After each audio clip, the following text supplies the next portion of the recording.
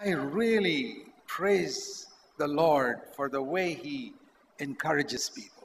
ప్రజలను ప్రభు ప్రోత్సహించే విధానాన్ని బట్టి ప్రభుని స్తుతిస్తున్నాను. And I believe all Christians need to learn that. నేను అనుకుంటాను క్రైస్తవులందరూ కూడా ఇది నేర్చుకోవాల్సినటువంటి పాఠం. To live as Jesus lived. యేసుక్రీస్తు ప్రభువారు జీవించినట్టుగా జీవించు. To speak like Jesus spoke.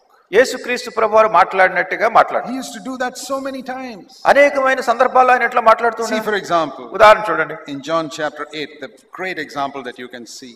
యోహాను సువార్త 8వ అధ్యాయంలో చాలా గొప్ప ఉదాహరణ మీరు చూడొచ్చు. Where they catch this poor woman caught in adultery. వ్యభిచారమందు పట్టబడినటువంటి స్త్రీని గురించి ఇక్కడ.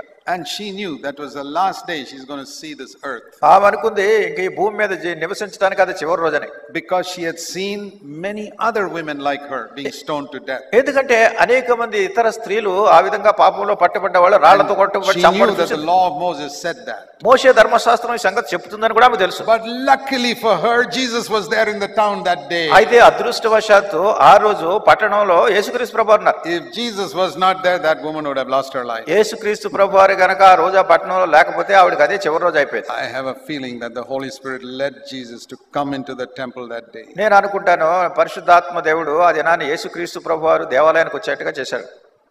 And they brought this woman. ఈ స్త్రీని పట్టుకొచ్చారు. And they wanted to stone her. ఆమె మీద రాళ్లతో కొట్టాలనుకున్నారు. Now you picture this, all the Pharisees trying to ready to stone this woman. ఇది ఊహించండి, పరిసయ్యులందరూ కూడా ఈమెను పట్టుకుని రాళ్లతో కొట్టి చంపడానికి సిద్ధంగా ఉన్నారు. And Jesus there. యేసుక్రీస్తు ప్రభువారు ఉన్నారు అక్కడ. And they say, what do you say? Shall we stone this teacher? What do you say? Shall we stone her? మరి బోధకుడా మేము ఏం చేయాలి, రాళ్లతో కొట్టాలని అడుగుతున్నారు. And Jesus was quiet for a moment. యేసుక్రీస్తు ప్రభువారు ఒక క్షణం పాటు మౌనంగా ఉన్నారు. You know why he was quiet? ఎందుకు మౌనంగా ఉన్నారు తెలుసునా? Sometimes we have to be quiet. కొన్నిసార్లు మనం మౌనంగా ఉండాలి. Sometimes we speak without listening to God. కొన్నిసార్లు ఏం చేస్తామంటే దేవుడు చెప్పేది వినకుండా తొందరపడి మనం మాట్లాడేస్తూ ఉంటాం. It's amazing what God can do if you listen to him. మనం దేవుణ్ణి వినడానికి గనక మనం సమయం తీసుకుంటే అద్భుతకరమైన సంగతులు దేవుడు మనతో మాట్లాడతాడు. One of the greatest things you can learn from Jesus is listening to the Father. యేసుక్రీస్తు ప్రభువారి దగ్గర నుంచి నేర్చుకునే మహా గొప్ప సంగతుల్లో ఒకటి ఏమిటంటే తండ్రి చెప్పే వాటిని వినడం. Jesus was listening. యేసుక్రీస్తు ప్రభువారు వింటున్నారు. Because he was here as a man. ఎందుకంటే ఇక్కడ ఒక మనుషుడు ఉన్నాడు. Father, what shall I do? తండ్రి ఏం చేయాలి ఇప్పుడు? What shall I say? నేను ఏం చెప్పాలి? And after a few moments, కొన్ని నిమిషాలైన తర్వాత the Father says to him, తండ్రి తనతో చెప్పాడు, tell them whoever is without sin to cast the first stone. చెప్పు వాళ్ళతో పాపం లేని వాళ్ళు మొట్టమొదట రాయి వేయాలి. And Jesus said it. యేసు ప్రభువారు ఆ మాట చెప్పారు. See, that's how Jesus lived. ఆ రీతిగా యేసుక్రీస్తు ప్రభువారు జీవించారు. And that solved the problem. అంతే, సమస్య పరిష్కారం అయిపోయింది. And then he tells the woman, తర్వాత స్త్రీతో చెప్తున్నాడు. what did he say? He was without sin, throw the first stone. మరి మీలో పాపం లేని వాడు మొదట రాయి వేయాలి. And John 8:9, all of them went away.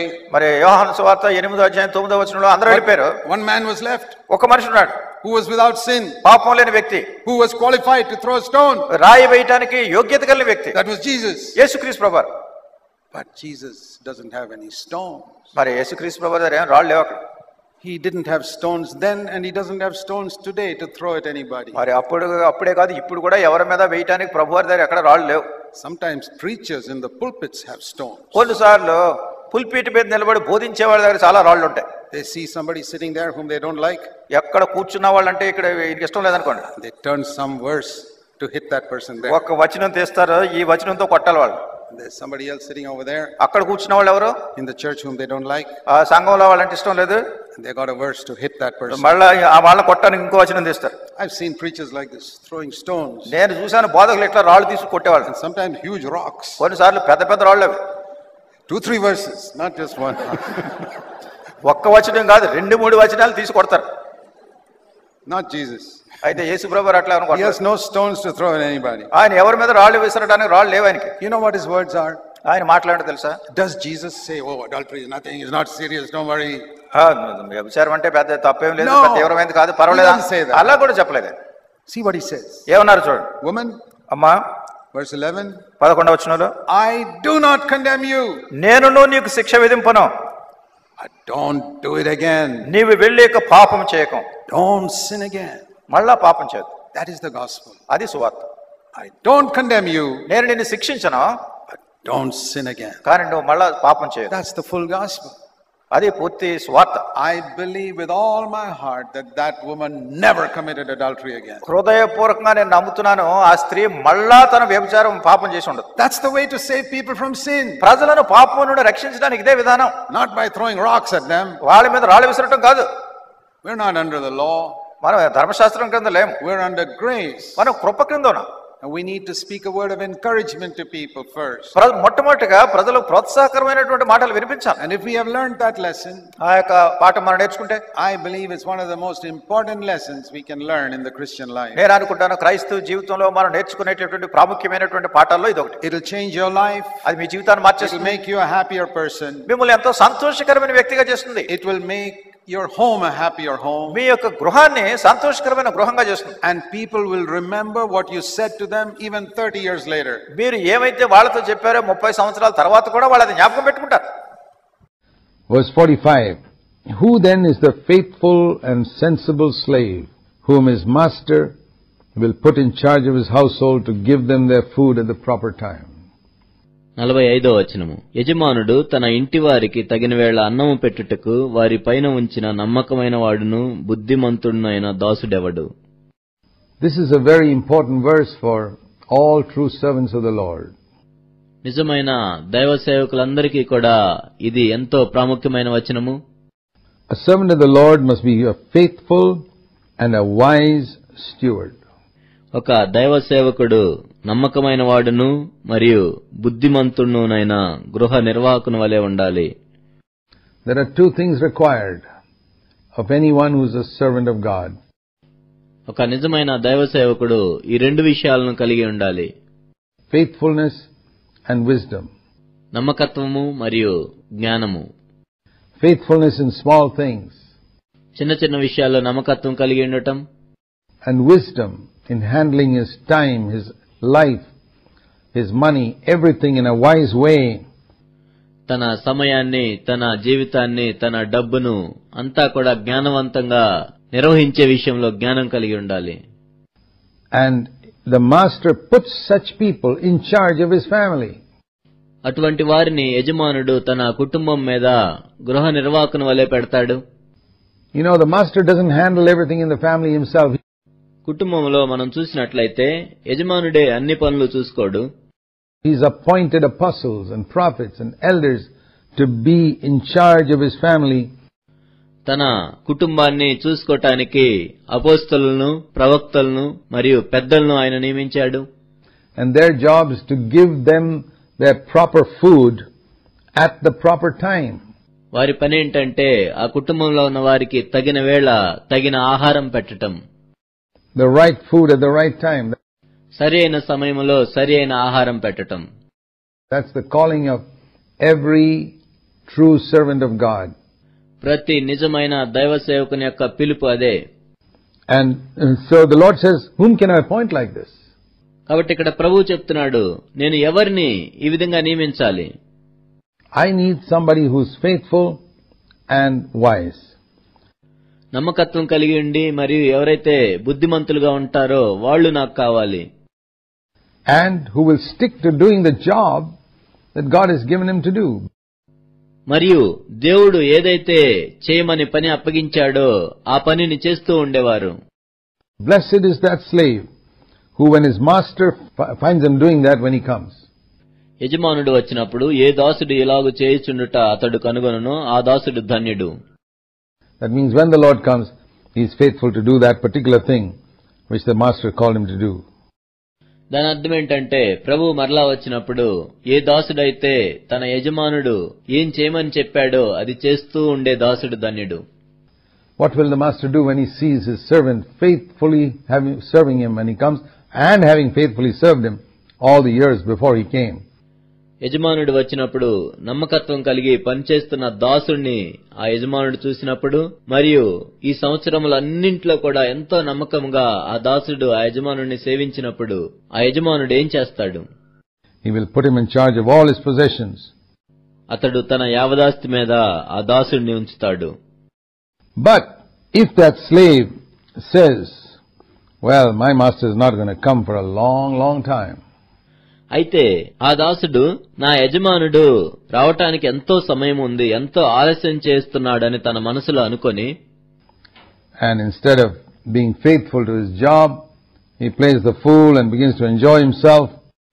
తనకు అప్పగించిన పనిలో నమ్మకత్వం కలిగి లేకుండా ఆ విధంగా త్రాగుతూ తింటూ ఉంటే, and beats his fellow slaves, తన తోడి దాసులను కొడుతూ ఉంటే, and gets to eat and drink with the drunkards. మరియు త్రాగుబోతులతో తినుచూ త్రాగుచూ ఉంటే. Now, what does it mean to beat fellow slaves? తన తోడి దాసులను కొట్టడం అంటే ఏంటి అర్థం? A lot of preachers beat people in their messages. అనేక మంది బోధకులు వాళ్ళ ప్రసంగాలలో ప్రజలను కొడుతూ ఉంటారు. We're not supposed to beat people. మనం ప్రజలను కొట్టకూడదు.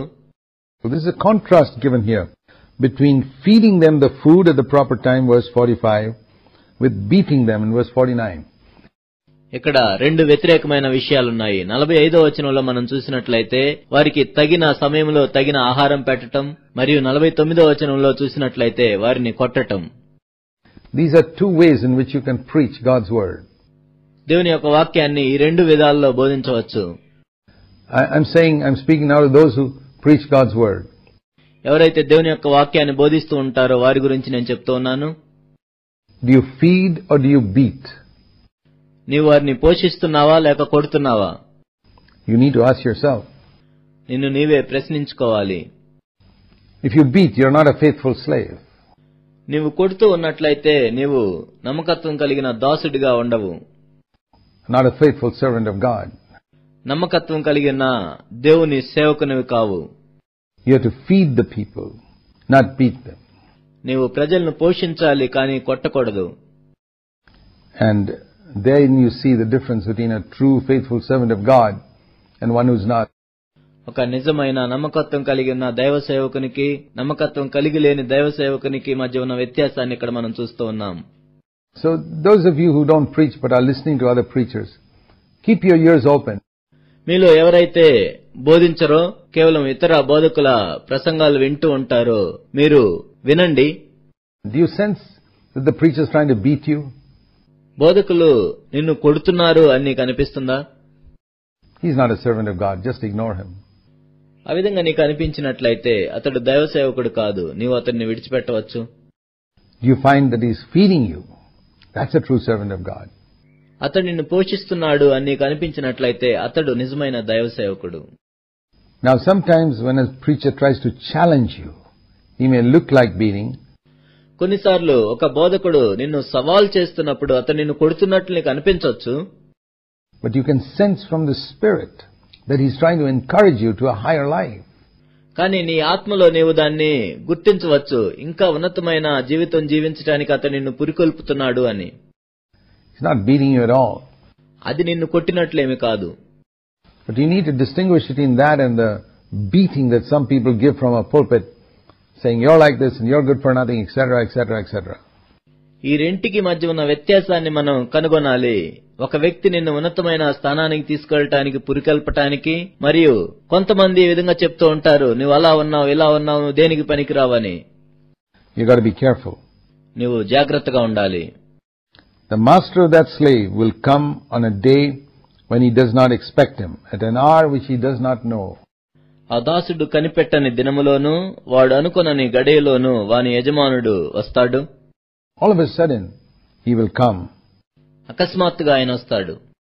And if he is beating his fellow slaves, ఒకవేళ ఆ దాసుడు తన తోడి దాసులను కొడుతూ ఉన్నట్లయితే, this is a word to all those preachers who beat others from the pulpit. ప్రసంగ వేదికల మీద నుండి ఎవరైతే ప్రజలను కొడుతూ ఉంటారో ఆ బోధకులందరికీ కూడా ఇది. He will cut him in pieces and assign him a place with the hypocrites where there will be weeping and gnashing of teeth. ఆయన వానిని నరికించి వేషధారులతో కూడా వానికి పాలు నియమించును, అక్కడ ఏడ్పును పండ్లు కొరుకుటయు ఉండును. It's a pretty serious thing to beat God's children from the pulpit. ప్రసంగ వేదిక మీద నుండి దేవుని బిడ్డలను ఆ విధంగా కొట్టడం ఎంతో తీవ్రమైన విషయం. God takes it very seriously. దేవుడు దాన్ని ఎంతో తీవ్రంగా తీసుకుంటాడు. He says, I appointed you to feed them and you stand up there and beat them. వారికి ఆహారం పెట్టడానికి నేను నిన్ను నియమిస్తే నీవు వారిని కొడుతూ ఉన్నావు అని ప్రభువు చెప్తాడు. And you got away with it for a long time, but I'm going to deal with you now. The Lord says to all preachers who beat others. నువ్వు ఎంతో సమయం నుండి ఈ విధంగా చేస్తూ ఉన్నావు, ఇప్పుడు నేను చేయాల్సింది నేను చేస్తాను అంటాడు. ఎవరైతే దేవుని ప్రజలను ప్రసంగ వేదికల మీద నుండి కొడుతూ ఉంటారో ఆ బోధకులందరికీ కూడా ఇది వర్తిస్తుంది. Just make sure, brother, when you speak God's word, that you don't beat people. సహోదరుడా, నీ విషయంలో నీవే నిశ్చయించుకో, నీవు బోధించేటప్పుడు ప్రజలను కొట్టకుండా, But feed them. కానీ వారిని పోషించు. Be a faithful servant. నమ్మకత్వం కలిగిన దాసుని వలె ఉండు. God needs such servants in the last days. చివరి దినాల్లో దేవునికి అటువంటి సేవకులు అవసరమైనది.